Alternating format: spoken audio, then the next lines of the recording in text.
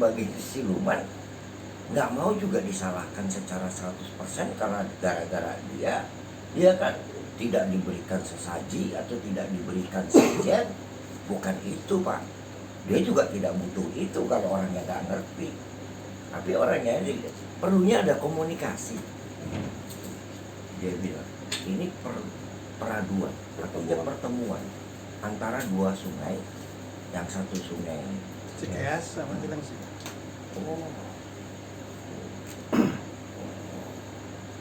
Di tempat pertemuan itu ada makhluk lain selain siluman, tapi ada kayak jin, tapi ini kayak gombel Pak. Jinnya ini jin yang gede, gembor, apa namanya ya, badannya kayak gembur gitu ya, kalau orang bilang gitu. Ambun. Iya gede loh ya, tapi lembek gitu Pak, gemuk tapi gemuk.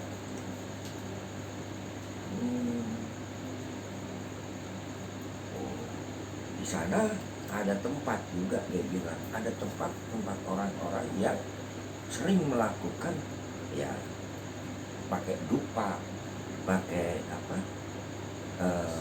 sajian lah gitu. Buat apaan? Dia nggak mau ngomong.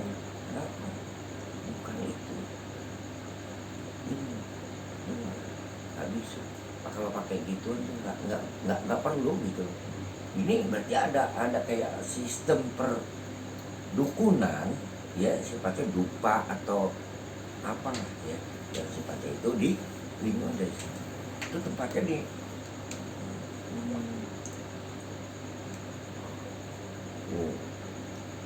ini pohon Pak, ini pohonnya pohon besar. Saya nggak ngerti nih, mungkin Pak Puji orang sini sering lewat situ, ada pohon besar. Nah, itu jin itu dari situ. Jadi di selain tempat pertemuan dua sungai, dan di situ ada penguasanya. Beda lagi penguasa sungai dengan penguasa pohon ini Pak. Nah jadi jin ini penguasa pohon. Ini mungkin pohon beringin atau mungkin pohon apa yang jenisnya besar, yang gede-gede lah ya. Beringin lah menurut saya sih ya gitu. Nah ada lokasi. Nah ini sering didatengin orang nih gitu loh ya. Kalau menurut saya ini tempat sering didatengin. Ini namanya keramat. Keramat apa ini? Keramat benda kali ya? Apa keramat mana nih sini nih Pak Puji? Yang itu bukan Om, yang Di atas nih, di atas pilar. terus dia ada pohon gede Om. Di tengahnya itu ada makam. Ya itu. Nah, ini atas. Nah, itu bukan bentuk makam yang manusia. Iya, tapi dan soleh kalau situ. Bukan Ada lagi di bawah. Ini naik ke atas ini. Di bawah Pak. Di Sebelum masuk Villa Nusa Indah. sebelum masuk. Pondok Gede Permai. Oh, pondok. Itu ada pohon. Tuh ada. Ini tuh dari sana. Itulah yang sering menjadi penunggu di pertemuan antara sungai Cikeas dan sungai Cilengsi. Itu masih kekuasaan dia. Tapi bukan di kalinya ya, atau bukan di sungainya, tapi dia di jembatan. Beda, karena dia nggak masuk ke sungai. Sungai sudah ada buaya. Tapi buaya ini tahu bahwa itulah, gitu loh Pak. Nah, artinya kalau kita sebagai orang yang hidup ini berpikir, berarti banjir sini itu sebetulnya solusinya tuh dari pertemuan tadi. Nah itulah yang mungkin harusnya ada sodetan, ada apa, ya mungkin ini gak akan bukan kena banjir lagi kalau udah muncul sana. Dan benar, proyek-proyek sodetan dan sebagainya itu untuk menanggulangi banjir itu benar. Nah tapi kan itu kan sistem. Tapi sistem ini, ya ini sekarang sistemnya sistem gaib, memberitahukan pada kita Pak. Jadi belajar itu orang pinter bukan hanya dari pelajaran sekolah kuliah, tapi dari pelajaran gaib pun orang bisa jadi pinter. Kalau Pak. bikin posisi sodetan yang betul di sini gitu. Gua ngasih tahu gitu. Bikin sodetannya itu di sini. Oh, nenek lagi masuk ya. Dari mana nih sekarang si nenek yang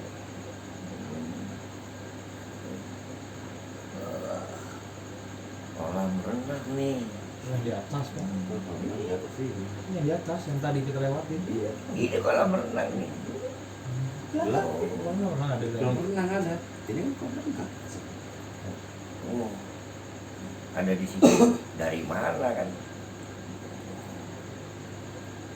Ini berarti dia orang kecemplung juga di sungai, yang orang yang mungkin mati di sungai ya kan, Cebur. kecebur, akhirnya sekarang jadi penunggu di sini. Nah ini yang jadi, nah, kalau ini nenek kan manusia Pak, sama dengan kapiten tadi manusia, tapi kan siluman dengan Iya, benar-benar. tuh kelelep, berarti matinya ini kelelep gitu loh. Nah datang ke kita ini tentunya ada sesuatu, iya kan? Kenapa dia mau datang dan mau cerita? Ya tentunya kan pasti ada sesuatu yang mungkin bisa kita bantu.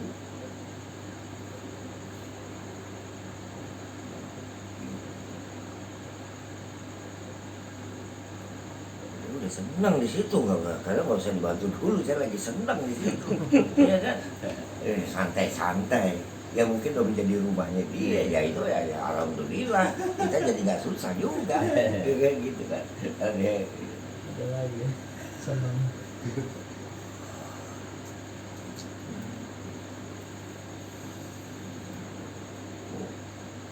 Suka ngobrol nih siluman buaya ini, suka ngobrol sama nenek, tapi nenek ini kata siluman buaya cerewet. Iya kan, sering ngomel gitu loh. Nah ini contoh kenapa nih, nah ini cerita di siluman buaya kan dia sering ngomel. Ya contoh nih, sekarang siluman buaya datang, dia datang kan, gitu kan. Nah ini Ada hubungan. ada hubungan berarti, hubungannya apa ya tadi siluman buaya nih, nenek ini suka ngomel nih, cerewet. Ya kan ini bener nih, gitu loh. Jadi di alam sana itu ketemu Pak, ya kan. Nah jadi Gerak ya, juga. alam sana nih ya seperti kapiten tadi ngelihat Freddy, iya kan, tuh ada apa nih dari bapak, gitu kan. Jadi ada yang seperti itu dilihat Pak. Nah manusia itu cuma batasannya ngelihat itu cuma sampai langit. Lepas dari langit udah nggak bisa lagi dia lihat. Siluman, orang yang sudah meninggal ini, dia melebihi daripada yang penglihatan manusia biasa. Makanya kita juga harus tidak semena-mena bahwa kita itu lebih hebat dari mereka Pak. Dan mereka tidak minta apa-apa kok ke kita Pak. Hanya menerangkan dan memesankan.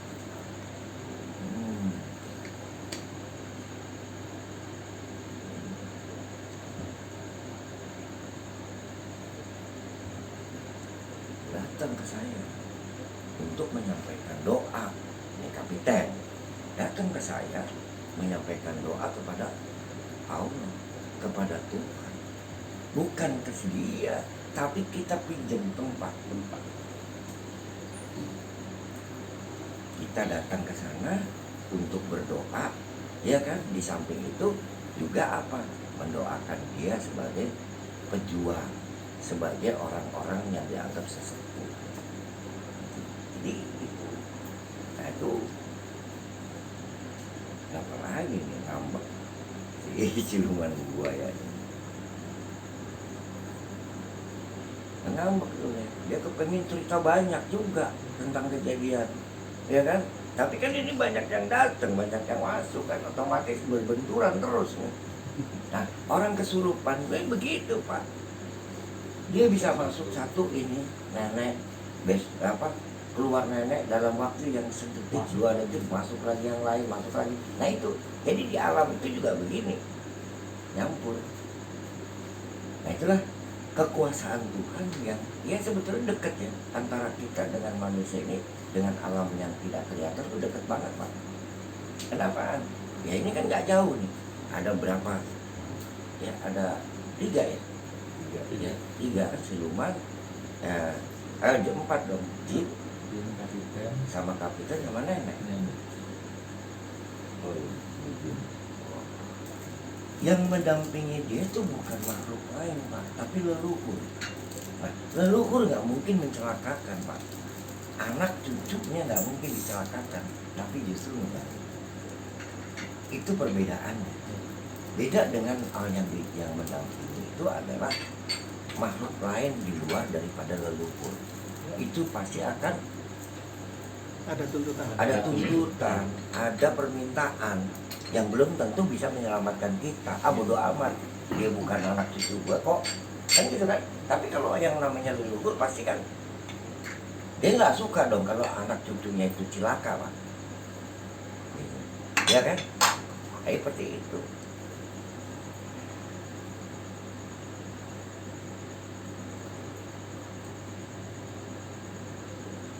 Nah ini beda lagi jin nih. Kamu jangan ke saya, gelap kata dia.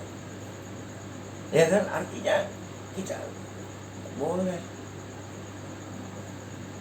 langsung pada Tuhan aja, sama Allah aja. Tuh, jin aja Pak. Jin malah menolak kalau kita datang nih, coba. Nah ini kan kita malah lebih bagus ya. Bagusnya kenapa? Kita lebih tahu Pak tata cara menghadapi alam-alam yang di luar daripada alam nyata yang seperti sekarang. Ini jin.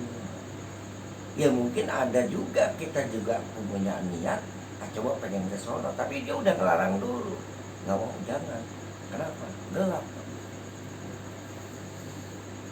Ya akhirnya kan itu nggak bisa kita datengin tempat-tempat kayak gitu Pak. Nah gelapnya itu yang akan menyesatkan kita. Nah itulah yang dinamakan orang sesat. Itu baru Pak, kita baru bisa ngomong sesat karena ada petunjuknya dulu buat kita.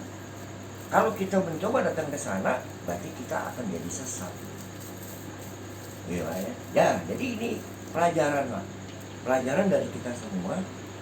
Dan kita kenal sama alam lain, tapi kita dapat pelajarannya, dapat pengertiannya, dapat apa yang menjadi keinginan kita.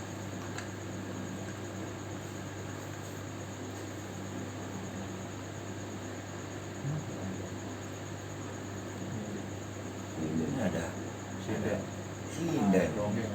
gitu kan? Hanya orang lagi ya sama itu. Bukan. Aduh, Kenal. Nimas nih. Nimas Jatisari. Tunggu.